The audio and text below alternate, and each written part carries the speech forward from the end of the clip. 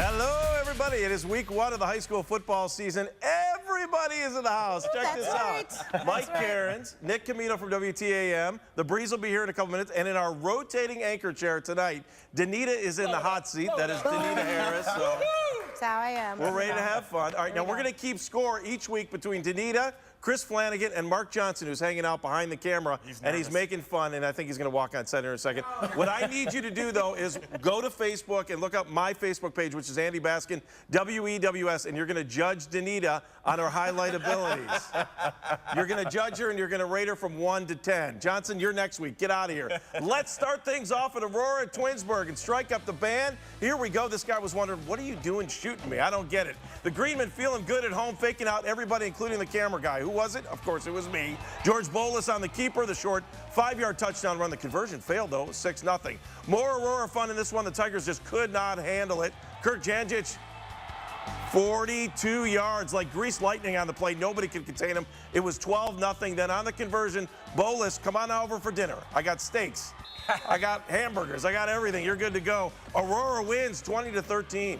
And Baskins eat well. The bright lights of North Ridgeville, that's where the Rangers were hosting Westlake tonight. The Rangers scored 28 points in the first quarter, but second half, here come the Demons behind their quarterback, Kent Axel. He's going to find Adam Sander, and he's going to go down the left sideline for a 64-yard touchdown catch and carry. They missed the 2-point conversion. It was 28-15 at that point, but after a turnover, the Rangers would find the end zone. Logan Amaro to Matt Firabend for the score. The Rangers win their opener tonight, 34-21. Here we go, Danita. All right, let's head out to my neck of the woods. Menor, the Cardinals hosting the Trojans of McDowell High School. From Erie, P to the A. Rough first quarter for the Cardinals. Down 7-zip. It's a bad snap. Ain't nobody got time for that. Went over quarterback Connor Krasandzik's head. It results in a safety. Menor's down 9-zip, but it ain't over. Later, first quarter, Menor now trailing 16-0. Not anymore. It's so hot they needed a cold pop.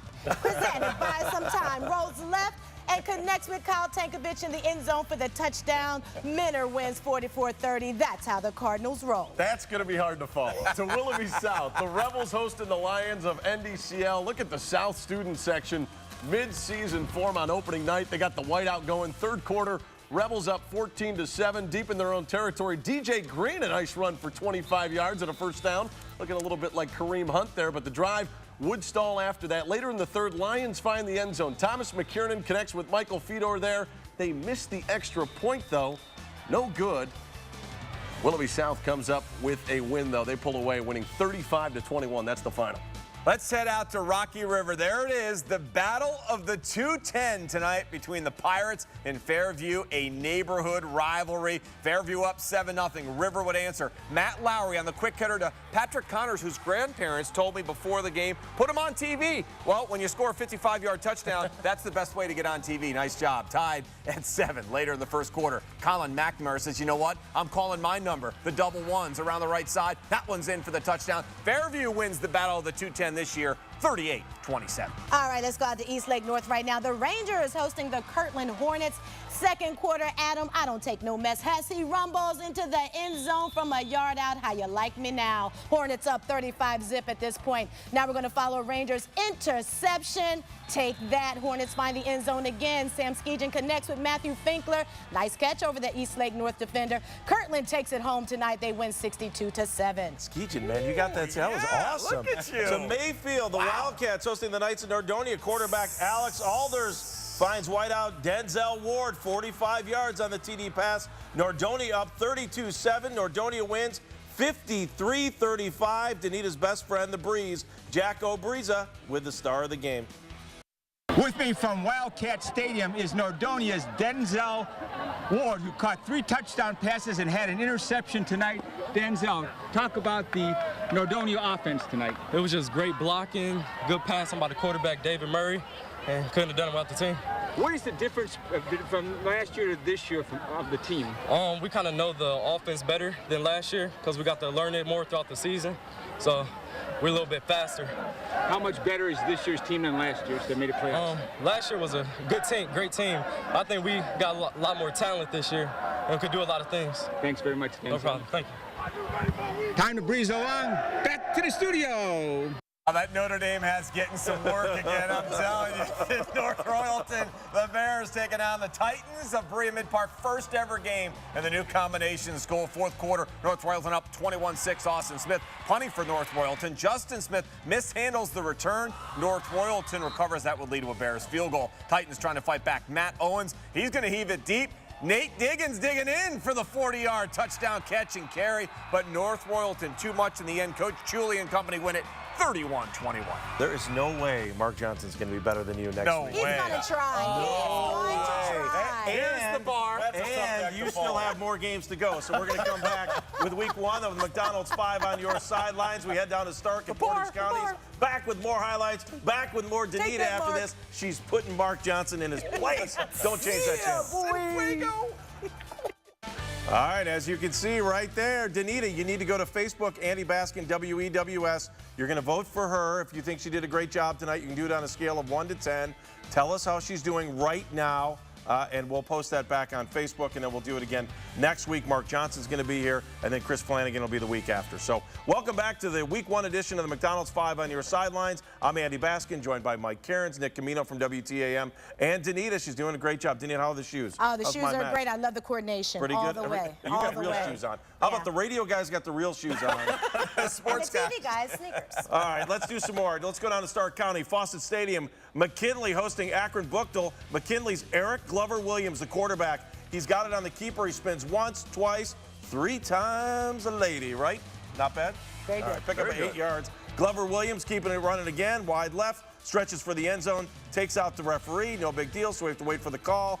And what are we going to wait for? Yeah, he'll say touchdown. McKinley wins 35-0. Come on, get up. Staying in Stark County, North Canton Hoover hosting the Bulldogs of Stowe. It was tied 7-7 at the half. This was a good game. Stowe driving in the third quarter. Andy Wargo looking down the middle, but Nick Graham picking it off. This got crazy. Next Bulldogs possession, Wargo hits Jake Flynn here, who picks up the first down, but then loses the ball.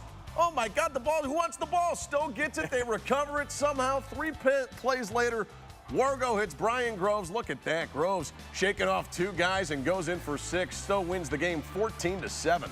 Ravenna hosting Talmadge. Thanks to Portage Trail Central for the highlights tonight. Love that student section, kicking it hard. The Blue Devils quarterback Joe Bazzalate, hold the whipped cream, scampers 30 yards in here. The quarterback not only dangerous with his legs, check out this arm. He connects with Jim Almond for a 60-yard touchdown pass.